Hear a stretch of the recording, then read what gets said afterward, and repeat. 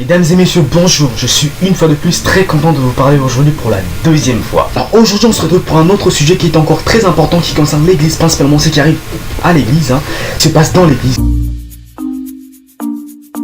Alors sans plus tarder, parlons des piliers de l'église, des personnes qui soutiennent vraiment l'église, à savoir le pasteur. Faudrait savoir que je n'ai rien contre le pasteur. Au contraire, je respecte les pasteurs. Je pense que les pasteurs sont très importants dans une église. En tout cas, c'est eux qui sont les piliers de l'église. C'est grâce à eux qu'en fait que l'église réussit à avancer. Je pense qu'en fait, il en donne que c'est que l'on a. Donc, c'est que le pasteur ont normalement. C'est Jésus. Ils ont l'esprit des dieux en eux. Donc, par conséquent, eux, ils donnent quoi? Propage l'esprit des dieux dans l'église. La chose qui m'étonne le plus souvent, c'est de voir des églises qui sont tellement bizarres au fond. Tu vois une église, tu rentres dans une église, je te dis, mais est-ce que cette église, elle est vraiment de Dieu ou pas? Je pense qu'en fait, pour vraiment savoir si l'église est de Dieu ou pas, il suffit juste de regarder le pasteur. Seulement, quand on va par exemple dans une église, je n'ai pas besoin de citer une église quelconque, mais c'est pas tellement de choses bizarres que l'on se dit, mais on est où? Dans un marché ou comment? Ce qui m'étonne encore le plus, c'est en fait, tu arrives dans une église, tu vois le moment où il faut donner, par exemple, à Dieu, parce qu'il faut donner un dîme, parce qu'il faut jamais venir dans la maison de Dieu main réduite, mais si voilà, ça se peut qu'on n'ait pas de l'argent, mais en fait, on t'impose de donner une somme. Par exemple, on te dit donne 500, donne 600, donne 700, donne 1000, donne 100, donne 10 000. Il y a même par ailleurs des pasteurs qui sont milliardaires, mais quand vous regardez les membres de leur église, il y a des pauvres dans l'église. Moi ça m'étonne parce que je n'ai pas dit qu'un pasteur ne peut pas être riche. Loin de là. Un pasteur doit être riche. Pourquoi? Parce que c'est le pasteur. Le pasteur c'est comme un papa. Quand un papa est riche, c'est difficile que les enfants ne le soient pas. Moi je pense qu'en fait les pasteurs riches doivent normalement être un modèle. Doivent normalement se servir de leur argent pour en fait bénir les autres membres de l'église. Alors par ailleurs, parlons des membres de l'église. Ouh là là. La chose qui m'étonne le plus en fait dans le monde les gens sont comme ça. On va dire s'habille comme ça. Mais quand je rentre dans l'église, je vois ça, ou encore ça. Mais où est la différence entre l'église et le monde? J'ai l'impression que le monde égale l'église. Je trouve le monde dans l'église. Bref, pour conclure cette vidéo, c'est difficile actuellement de voir vraiment l'esprit des dieux dans une église. Dieu, souvent, je pense qu'il est triste là où il est. Parce que c'est que nous faisons dans l'église, les choses qui se passent dans les églises ne reflètent pas Dieu. Dieu ne peut pas être dans les églises où de telles choses peuvent y être. Dans une église où les pasteurs font des miracles tellement incroyables, je ne comprends pas.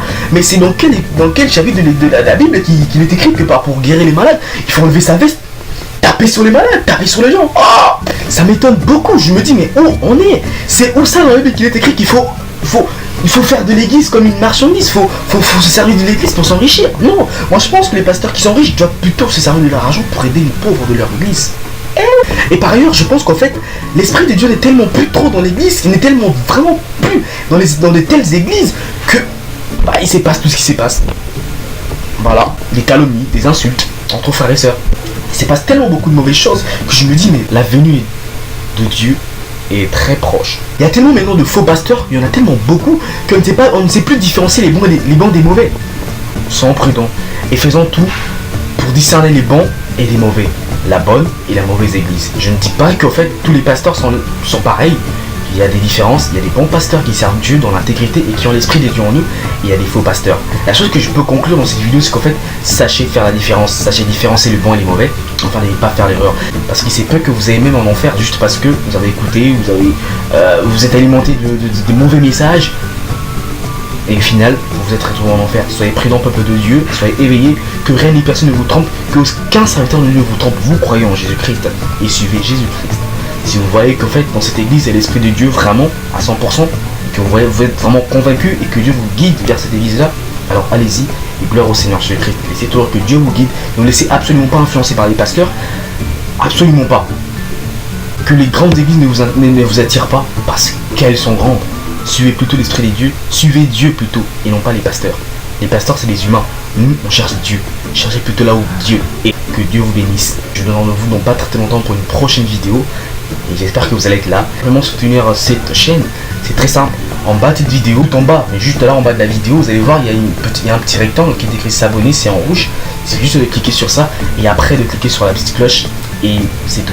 À tout moment que nous publierons une vidéo, vous serez le premier à être au courant. Je vous prie vraiment de vous abonner. C'est ça, petit rectangle en rouge qui est écrit s'abonner et la petite cloche.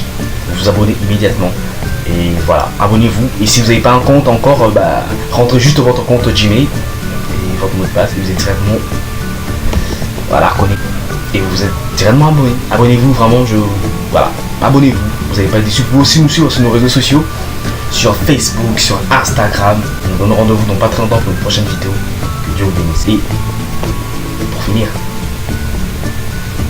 sachez différencier. Faites la différence entre le bon et le mal.